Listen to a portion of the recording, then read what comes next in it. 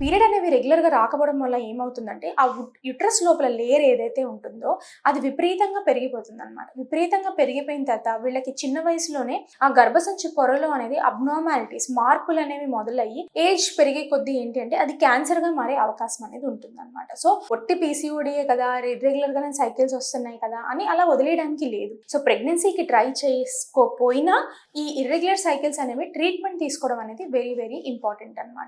So, mainly మీరు గమనించుకోవాల్సింది రెగ్యులర్‌గా cycles వస్తున్నాయా లేదా? నెక్స్ట్ ఏంటంటే చాలా మంది ఆడపిల్లలకి గమనించినట్టయితే ఫేషియల్ హెయిర్ అబ్నార్మల్ చిన్న గడ్డంలో ఫేషియల్ హెయిర్స్, మీసం లాగా ఫేషియల్ హెయిర్స్ రావడము, లేదు పింపుల్స్ విపరీతమైన పింపుల్స్, హెయిర్ లాస్ అనమాట. ఓకేనా? వీటన్నిటికీ కూడా ఏంటి అంటే ఇర్రెగ్యులర్ సైకిల్స్ తో మనకి యాడ్ అవుతుంది అనుకోండి. అంటే ఖచ్చితంగా హార్మోనల్ ఇంబాలెన్స్ కూడా ఉంది వీళ్ళకి అని ఐడెంటిఫై చేసుకోవచ్చు. అలాగే ఏంటి అంటే కొంతమందికి ఏంటి అంటే మనం రక్త పరీక్షలు చేయించుకున్నప్పుడు ఏంటంటే హార్మోనల్ ఇంబాలెన్స్ అనేది కనిపించేస్తుంది. కానీ కొంతమందికి హార్మోనల్ ఇంబాలెన్స్ అనేది కనిపించదు. సో హార్మోనల్ ఇంబాలెన్స్ కనిపించకపోయినా పీసీఓడియా మేడం అంటే కొన్నిసార్లు మనకున్న ప్రాబ్లమ్స్ బట్టి స్కాన్ చూసుకున్నట్లయితే ప్రాబ్లం అనేది కనిపించినట్లయితే మాత్రం మనం పీసీఓడి పేషెంట్స్ కి ముందే చెప్పడం అనేది జరుగుతుంది అనమాట.